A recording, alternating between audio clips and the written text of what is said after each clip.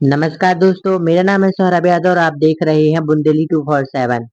शाहगढ़ अभी के तौर पर मध्य प्रदेश के सागर जिले की एक तहसील के रूप में जाना जाता है। शाहगढ़ खुद एक अलग विधानसभा तो नहीं है, लेकिन यह बरंडा की विधानसभा में शामिल है। अभी के तौर पर शाहगढ़ बुंदेलखंड में स्थित है, जहां पर बुंदेली भाषा बोली जाती है। लेकिन यहाँ की आधिकारिक भाषा हिंदी है। यहाँ के 43% लोग बुंदेली भाषा बोलते हैं। बाकी के बचे हुए लोग हिंदी भाषा में बात करते हैं। बुंदेली भाषा शाहगढ़ में आज एक डायलेक्ट के तौर पर रह गई है। वह इसलिए क्योंकि यहाँ पर कोई सा भी व्यक्ति आ जाए और किसी से भी अगर हिंदी में बात करने लग जाए, तो यहाँ के लोग हिंदी में बात करना अच्छा समझते हैं। इसलिए यहाँ पर 43% लोग ही बुंदेली भाषा बोलते हैं और ज्यादातर बुंदेली भाषा गांव में ही बोली जाती है और इस तरीके से यहाँ की आधिकारिक भाषा हिंदी बन जाती है। शाहगढ़ का इतिहास 15वीं शताब्दी से शुरू होता है।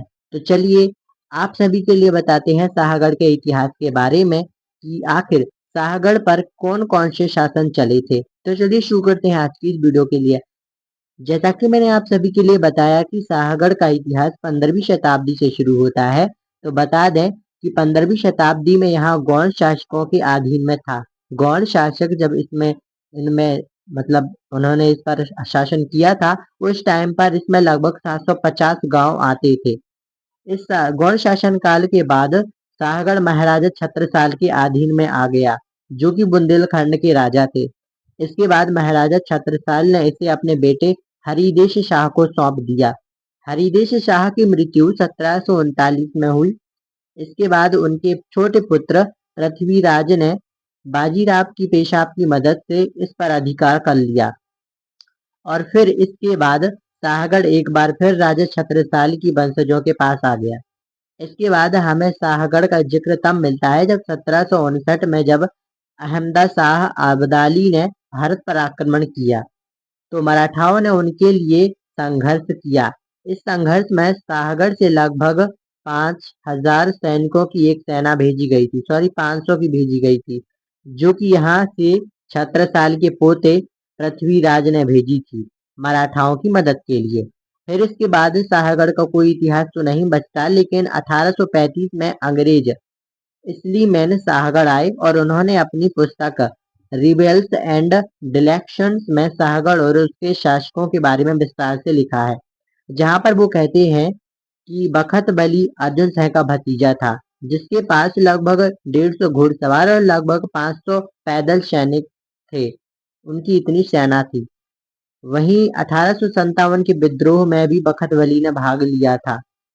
बखत बली के भाग लेने के लिए अब पहले मैं आप सभी के लिए बता देता हूँ कि आखिर बखत बली कौन थे एंड अर्जुन सिंह कौन थे और उनका क्या हुआ राजा छत्रसाल के पोतों का, मतलब कि पृथ्वीराज का।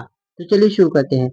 लेकिन अब आप लोग सोच रहे हो कि अर्जुन सिंह कौन था और इसके साथ साथ बखत बली कौन था, तो इसके बारे में भी आप सभी के लिए बता देते हैं। एक्चुअली में जो राजा छत्रसाल थे, बुंदेला थे जो, उनका कनिष्ठ पुत्र पृथ्वीराज चौहान थे, जिन्होंने इनके शासन के बाद बखत बली अर्जुन सिंह का भतीजा था, जो कि शाहगढ़ का शासक बना। लेकिन अब आप लोग सोच रहे होंगे कि बखत बली के अलावा भी कोई और भी तो बन सकता था ना, जो कि महाराजा छत्रसाल बुंदेला का वंशज होता।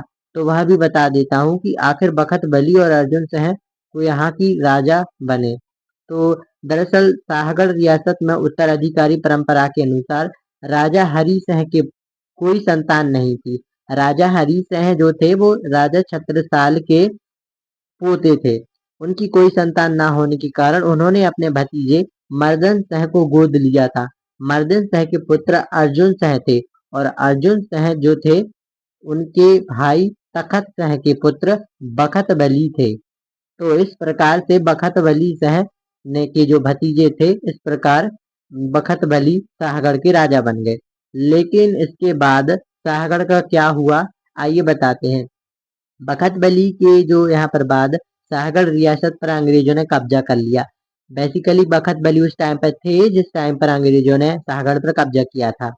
तो जब शाहगढ़ पर कब्जा किया अंग्रेजों ने, तो इसके बाद बखत बली ने 1857 की क्रांति में जो है अंग्रेजों के खिलाफ विद्रोह किया था और कुछ क्षेत्रों को अंग्रेजों से मुक्त करा लिया था। मुक्त कराने जब वो गए थे तो थोड़ी बहुत क्षेत्र मुक्त हो भी गए थे, लेकिन 10 फरवरी 1858 को अंग्रेजों ने गड़ाकोटा पर हमला कर दिया। और गड़ाकोटा आप सभी के लिए उस टाइम पे बता दूं, शाहगढ़ की तहसील हुआ करती थी। तो जब तहसील खुद कब्जा हो जाए तो फिर शाहगढ़ का क्या ही बचता। 10 फरवरी के बाद फिर इसे 7 मार्च को शाहगढ़ रियासत को है कब्जा कर लिया पूरी तरीके से।